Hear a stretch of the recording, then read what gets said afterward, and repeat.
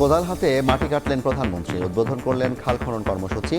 যুদ্ধের কারণে অর্থনীতি চাপে পড়লেও ধীরে ধীরে সব প্রতিশ্রুতি বাস্তবায়নের ঘোষণা। কৃষক ভাইদের জন্য কিন্তু যেমন সুদ মওকুফ করেছি, আজকে খাল কাটার কাজ শুরু করেছি। মা বোনদের কাছে যেরকম ফ্যামিলি কার্ড দিচ্ছি, কৃষক ভাইদের কাছে আমরা কৃষক কার্ড দিব। মধ্যপ্রাচ্য এই যুদ্ধ শুরু হওয়ার কারণে স্বাভাবিকভাবেই দেশের অর্থনীতির উপরে একটু চাপ পড়েছে। এই তারপরেও আমরা যেই কমিটমেন্ট, যেই ওয়াদা করেছি, সেগুলো কিন্তু আমরা ধীরে ধীরে ইনশাআল্লাহ বাস্তবায়নের কাজ এরই ভিতরে আমরা শুরু করেছি। জেলায় জেলায় কৃষকের উচ্ছ্বাস, সেচ সুবিধা সহ স্বাভাবিক পানি প্রবাহে পরিবেশ উন্নয়নের আশা। সঠিকভাবে পানি পাই, তাহলে আমরা এই জমিগুলো সমস্ত চাষাবাদ করতে পারবো। খালে পানি থাকলে মনে করেন আবাদ করতে সুবিধা পাবো। নদী ক্ষরণ হলে আমাদেরও উন্নয়ন হবে, এলাকাবাসীরও উন্নয়ন হবে। এখন বন্যাটার থাকি মুক্ত পাবো। দেখছিলেন প্রধান শিরোনাম। রাত 11টার সময় সঙ্গে আছি আমি জাফর সাদিক। এবার অন্যান্য শীর্ষ সংবাদ। প্রথম থেকে নবম শ্রেণীর ভর্তিতে থাকছে না লটারি। শিক্ষার্থীদের ওপর বাড়তি চাপ তৈরির প্রতিযোগিতা বন্ধের ঘোষণা মন্ত্রীর। ঢাকা সহ 7 বিশ্ববিদ্যালয়ে উপাচার্য নিয়োগ।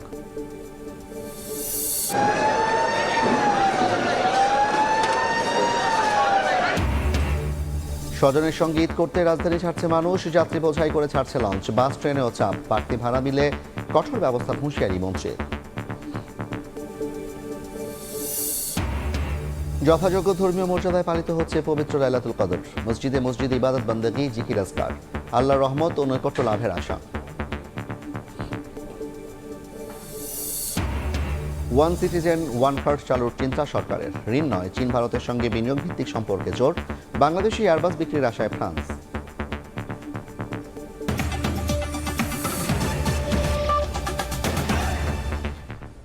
নির্বাচনী প্রতিশ্রুতি অনুযায়ী এবার খাল খননে প্রধানমন্ত্রী তারেক রহমান। দিনাজপুরের শাহাপাড়া খালের মাটি কাটার মধ্য দিয়ে দেশ জুড়ে এই কর্মসূচির উদ্বোধন করেন তিনি। এতে অংশ নেন নারী পুরুষ সহ কয়েকশো মানুষ। এ সময় যুদ্ধ পরিস্থিতিতে অর্থনীতিতে চাপ পড়লেও ধীরে ধীরে সব ওয়াদা বাস্তবায়নের ঘোষণা দেন তারেক রহমান। মিজানুর রহমানের ক্যামেরায় ইমরুল আহসানের রিপোর্ট।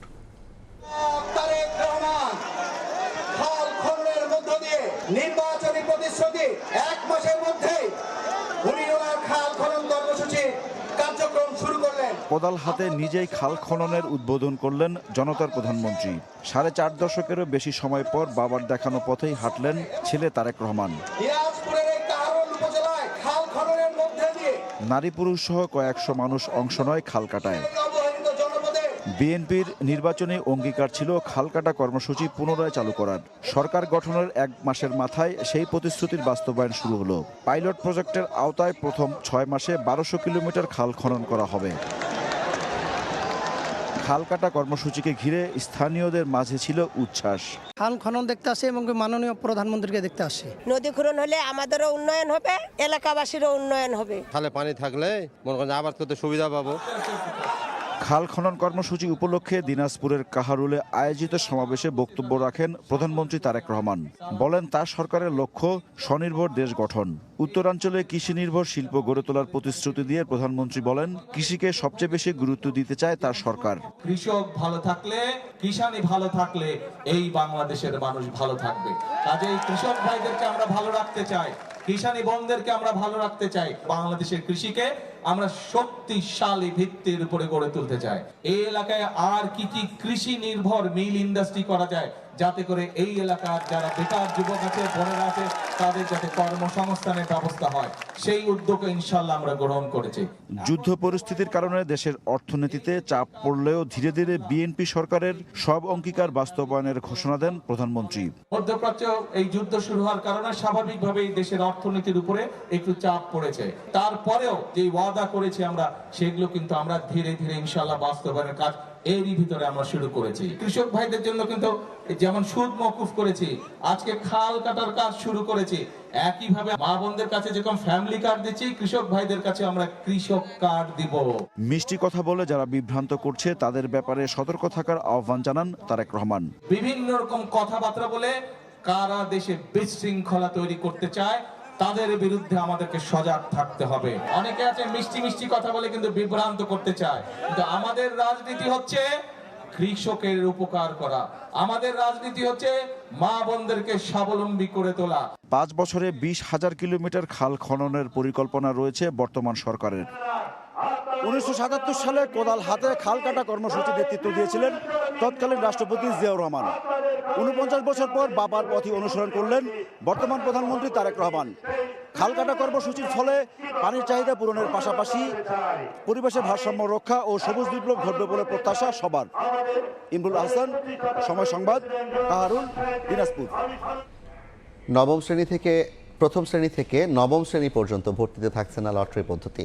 পরীক্ষায় দেওয়া হবে না বাড়তি চাপ। বিকেলে সচিবালয়ে সংবাদ সম্মেলনে শিক্ষামন্ত্রী জানান, ভর্তি কেন্দ্রিক কোচিং বাণিজ্য নিয়ন্ত্রণ করে ক্লাসে জোর দেওয়া হবে। এদিন ইউজিসি চেয়ারম্যান ও 7টি পাবলিক বিশ্ববিদ্যালয়ে নতুন উপাচার্য নিয়োগ দিয়েছে সরকার। দীর্ঘদিন ধরে লটারিতে স্কুলে শিক্ষার্থী ভর্তি করা হচ্ছিল। এ নিয়ে আলোচনা সমালোচনার মধ্যে ত্রয়োদশ সংসদের প্রথম অধিবেশনের দ্বিতীয় দিনে এ পদ্ধতির বিরোধিতা করে আলোচনা হয়। এর একদিন পর সোমবার বিকেলে সচিবালয়ের ব্রিফিংয়ে ভর্তিতে লটারি বাতিল করে পরীক্ষা পদ্ধতি ফিরিয়ে আনার কথা জানান শিক্ষামন্ত্রী। অ্যাডমিশন পরীক্ষা যেটা হয় সেটা আমরা লটারির পরিবর্তে পরীক্ষা নেওয়ার ব্যবস্থা করতে যাচ্ছি। খুবই সিম্পল ওয়েতে আমরা এক্সাম নিব, এমন কোনো প্রতিযোগিতা আনবো না যেটা ক্লাস 1-এর জন্য প্রযোজ্য নয়। এদিন বিশ্ববিদ্যালয় মঞ্জুরি কমিশনের চেয়ারম্যান ও 7টি পাবলিক বিশ্ববিদ্যালয়ের উপাচার্য নিয়োগের ঘোষণা দেন শিক্ষামন্ত্রী। জানান, যোগ্যতার ভিত্তিতেই তাদের নিয়োগ দেওয়া হয়েছে। আমরা বিশ্ববিদ্যালয় মঞ্জুরি কমিশনে নিয়োগ প্রদান করা হয়েছে প্রফেসর ডক্টর মামুন আহমেদ। ঢাকা বিশ্ববিদ্যালয় ভিসি তিনি হচ্ছেন প্রফেসর ডক্টর ABM ওবায়দুল ইসলাম। এছাড়া এনটিআরসিতে প্রধান শিক্ষক নিয়োগে 18 বছর অভিজ্ঞতা নির্ধারণের সিদ্ধান্ত জানান শিক্ষামন্ত্রী। ডিগ্রি কলেজ বাদে বাকি শিক্ষা প্রতিষ্ঠানের ম্যানেজিং কমিটির সভাপতির শিক্ষাগত যোগ্যতা স্নাতক নির্ধারণ করা হয়। ইন্টারমিডিয়েট কলেজ, স্কুল, মাদ্রাসা এবং প্রাইমারি প্রত্যেকটির বেসলাইন হলো ডিগ্রি লেভেল অর্থাৎ স্নাতক থাকতে হবে। সানবীর রূপল, সময় সংবাদ। ঈদযাত্রার চতুর্থ দিনেও স্বস্তি নিয়ে ঢাকা ছাড়ছেন নগরবাসী। সন্ধ্যা থেকে সদরঘাট লঞ্চ টার্মিনালে ঢল নামে যাত্রীদের। সময় মেনে ট্রেন ছাড়ায় খুশি রেলের যাত্রীরা। সড়কপথে ঈদযাত্রায় অতিরিক্ত ভাড়া নেওয়ার অভিযোগ পেলেই ব্যবস্থা নেওয়া হবে বলে জানিয়েছেন সড়ক পরিবহন ও সেতুমন্ত্রী শেখ রবিউল আলম। বেলা শেষে লম্বা হুইসেলের এ গর্জন নদীপথে হাজারো মানুষের স্বপ্নযাত্রার। বিকেল থেকে এক এক গন্তব্যে ছুটতে থাকে এক একটি লঞ্চ। সন্ধ্যা নামতে সদরঘাটের পল্টনে নামে যাত্রীদের ঢল। কেউ বাবা মায়ের সঙ্গে, কেউ বা তার সন্তানদের সঙ্গে ঈদ করতে ছুটছেন বিভিন্ন গন্তব্যে। কেবিন কিংবা ডেকে একটু জায়গা পেয়ে খুশি ঘরমুখো মানুষগুলো। খুব ভালো লাগছে, কারণ এবার ছুটিটাও অনেক লম্বা। এবারের যাত্রাটা অনেক সুন্দর লাগছে এবং কমফোর্টেবলি আমরা যেতে পারছি। এবার লম্বা ছুটিতে আমরা খুব স্বাচ্ছন্দ্যভাবেই যাচ্ছি এবং লঞ্চের যাত্রীর চাপও কম এবং প্রচুর লঞ্চ আছে। লম্বা ছুটিতে আমরা খুব স্বাচ্ছন্দ্যভাবেই যাচ্ছি এবং লঞ্চের যাত্রীর চাপও কম এবং প্রচুর লঞ্চ আছে। সদরঘাটের উপর চাপ কমাতে এবার বসিলা ও শিমুলিয়া ঘাট থেকে ছাড়ছে লঞ্চ। এর মধ্যে বসিলা থেকে ঈদের আগের দিন পর্যন্ত প্রতিদিন ছেড়ে যাবে 6টি লঞ্চ। মোহাম্মদপুর, ধানমন্ডি, সাভার, গাবতলী এলাকার যাত্রীদের সুবিধায় বসিলা ঘাট চালু করা হয়েছে বলে জানান নৌ প্রতিমন্ত্রী। এই দিকে যারা নদীপথের যাত্রীরা আছে তাদের জন্য সদরঘাটের থেকে এইটা অনেক কাছে। এই জায়গাটায় আমরা লঞ্চ চলাচল শুরু করেছি। আপনারা দেখতে পাচ্ছেন আগামীকাল থেকে এটা চলাচল করবে। লঞ্চের মতো খুব বেশি ভিড় ছিল না কমলাপুর রেল স্টেশনে। সোমবার সকাল থেকে প্রতিটি ট্রেনের যাত্রীরা ঢাকা ছেড়েছেন স্বস্তি নিয়েই। অতিরিক্ত গাদাগাদি না থাকায় খুশি যাত্রীরা। প্রতিটি ট্রেনই ছেড়েছে সময় মতো। নির্ধারিত সময়ে যাত্রা করতে পেরে খুশি যাত্রীরা। সোমবার ঈদ যাত্রায় যুক্ত হয়েছে 3 জোড়া স্পেশাল ট্রেন। লম্বা ছুটি পাবো, মানে আনন্দ লাগছে। আগের তুলনায় এখন দেখতেছি অনেক ভালো, ঠিক আছে, সবকিছু নিয়মতান্ত্রিক। অনেক দিনের ছুটি যেহেতু বাড়িতে সবার সাথে খুব আনন্দে ঈদ করতে পারবো। সড়কপথের ঈদ যাত্রায়ও স্বস্তি।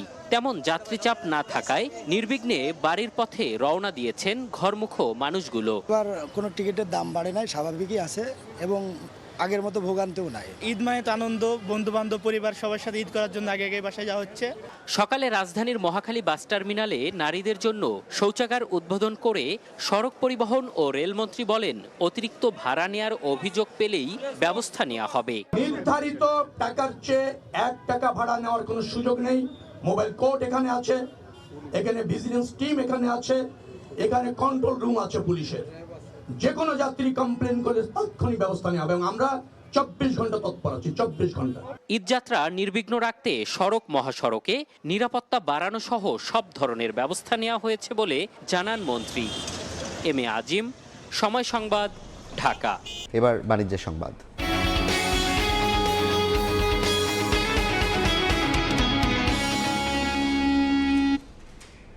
ঋণ নির্ভরতা কমিয়ে চীন ও ভারতের সঙ্গে বিনিয়োগ ও শিল্পায়ন ভিত্তিক সম্পর্কে জোর দেবে বাংলাদেশ। দেশ দুটির কূটনীতিকদের সঙ্গে বৈঠক শেষে প্রধানমন্ত্রীর অর্থ পরিকল্পনা উপদেষ্টা আরও জানান, ভারতের আধার কার্ডের আদলে দেশেও ওয়ান সিটিজেন ওয়ান কার্ড চালুর চিন্তা করছে সরকার। ইরানের সঙ্গে যুক্তরাষ্ট্র ইসরায়েল যুদ্ধের জেরে বিশ্ববাজারে জ্বালানি সংকটের প্রভাব পড়েছে বাংলাদেশেও। পরিস্থিতি বিবেচনায় সম্প্রতি বাংলাদেশ পেট্রোলিয়াম কর্পোরেশন বিপিসির অনুরোধে আন্তদেশীয় পাইপলাইনে ডিজেল সরবরাহ করে ভারত। আরও চেয়ে সম্প্রতি দিল্লিকে চিঠি দেয় ঢাকা। মঙ্গলবার সকালে সচিবালয়ে প্রধানমন্ত্রীর অর্থ ও পরিকল্পনা বিষয়ক উপদেষ্টা রাশেদ আল মাহমুদ তিতুমিরের সঙ্গে বৈঠক করেন ভারতীয় হাইকমিশনার প্রণয় ভার্মা। আলোচনায় উঠে আসে বিদ্যুৎ জ্বালানি প্রসঙ্গ। বৈঠক শেষে হাইকমিশনার জানান, ক্রস বর্ডার বিদ্যুৎ জ্বালানি সংযোগ দুদেশের অর্থনীতিতে শক্তিশালী সম্পর্ক গড়ে তুলবে। We discussed our ongoing projects.